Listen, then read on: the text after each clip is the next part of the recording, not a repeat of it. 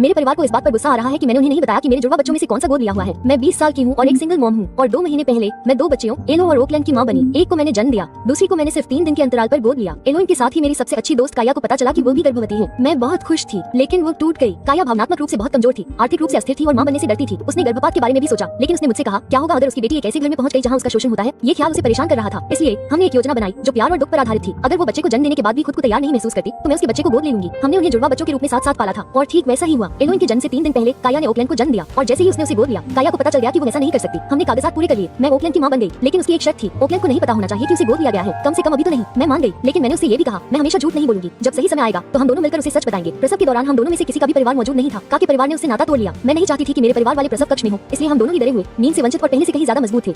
उद्धरण चिन्ह। एक हफ्ते बाद मैंने अपने परिवार को बच्चों से मिलने के लिए बुलाया। मेरी दादी अंदर आई, लड़कियों को देखा और पूछा तुम्हारी कौन सी है। मैंने मुस्कुराते हुए कहा दोनों हैं। उसने आंखें घुमाई। समझ रही हो? मैंने दोहराया वे दोनों मेरी बेटियां हैं। लेकिन फिर मेरे माता